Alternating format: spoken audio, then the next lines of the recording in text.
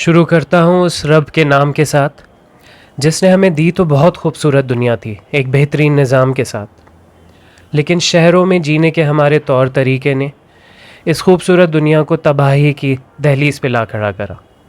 दुनिया के सबसे पोल्यूटेड शहर के बीच में है ये मेरा घर, जहाँ अब धूप तो दूर की बात, साफ़ हवा भी मुश्किल से पहुँचती है।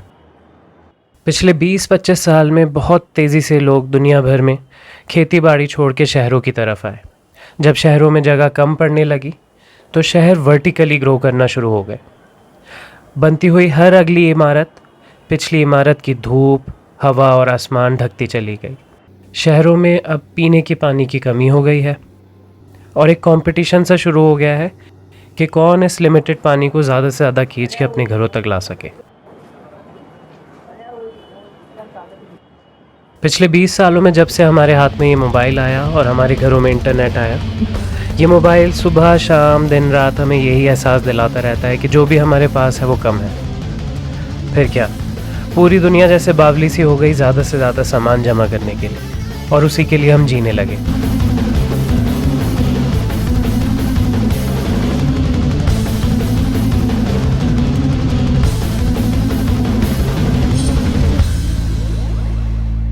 हमारी कभी ना ख़त्म होने वाली ज़रूरतों को पूरा करती ये प्रोडक्शन इंडस्ट्रीज़ जो जहर फ़िज़ा में घोलती हैं, उसके लिए भी तो हम ही ज़िम्मेदार हैं।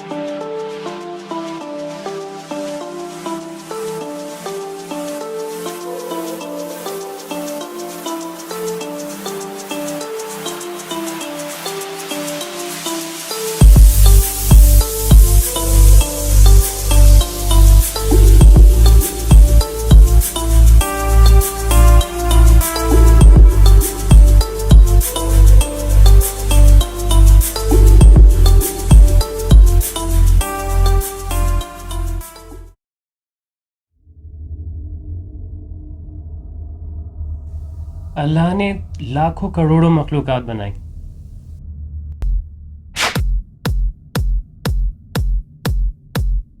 लेकिन उनमें सिर्फ एक ऐसी मखलूक है जो कचरा क्रिएट करती है, इंसान।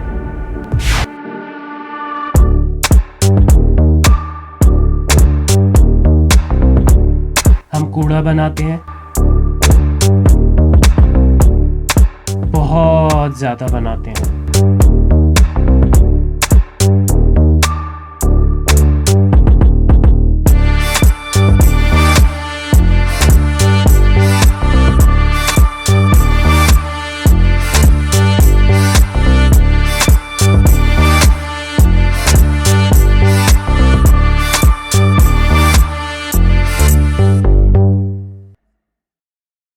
हमने हवा को नहीं छोड़ा, ज़मीन को नहीं छोड़ा, तो पानी को कैसे छोड़ सकते थे।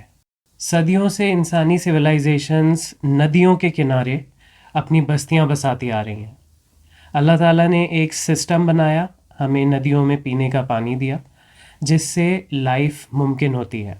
हमने शहर बसाए और उन शहरों में एक ऐसा सिस्टम क्रिएट करा जिसने हम तमाम शहर में रहने वालों को इज्तिमाई तौर पे मुजरिम बना दिया।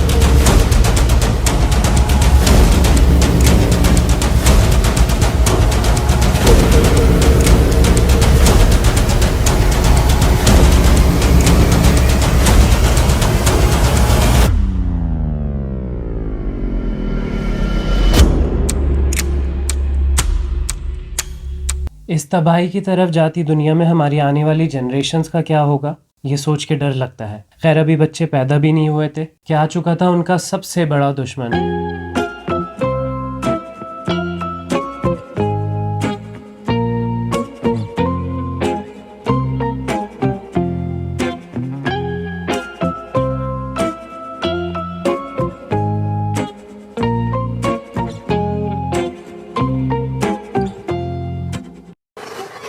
दे दो मोबाइल, बहुत हो गया, बहुत हो गया, नहीं बहुत हो गया बेटा, बहुत हो गया बेटा, इतना नहीं करते।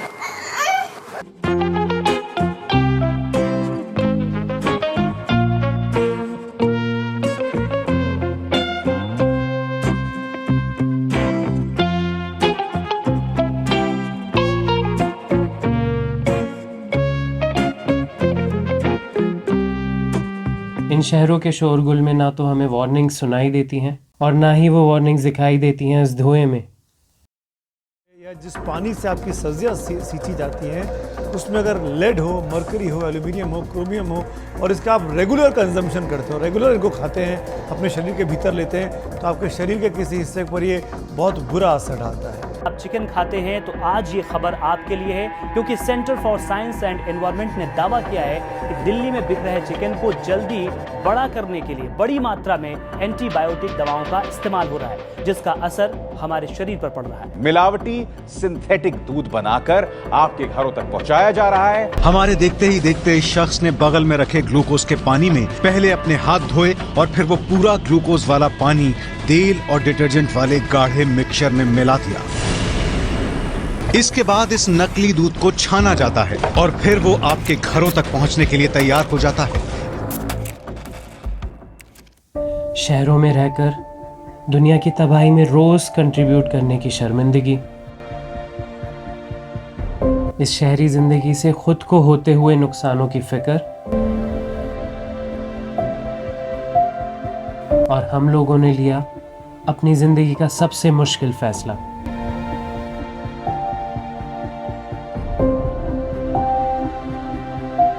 यह शायद सबसे आसान।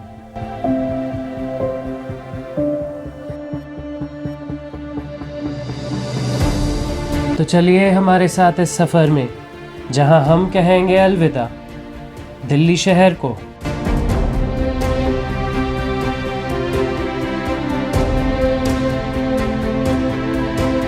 और बसेंगे जाके आबादी से दूर।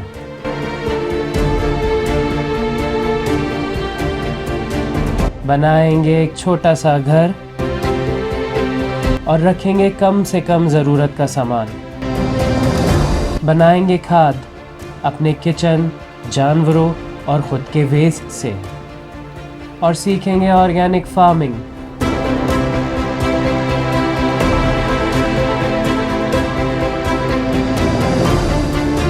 उगाएंगे खुद की सब्जियां और फल जिनकी प्योरिटी पे हो हमें यकीन।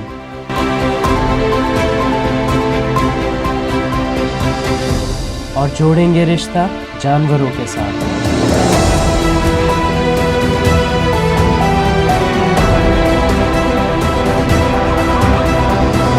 और लेंगे सांस साफ हवा में,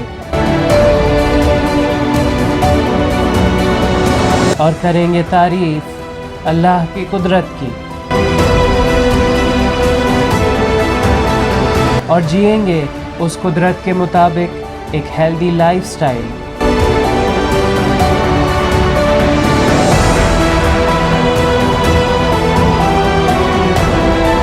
और सीखेंगे बीमारियों का इलाज कुदरती तरीकों से।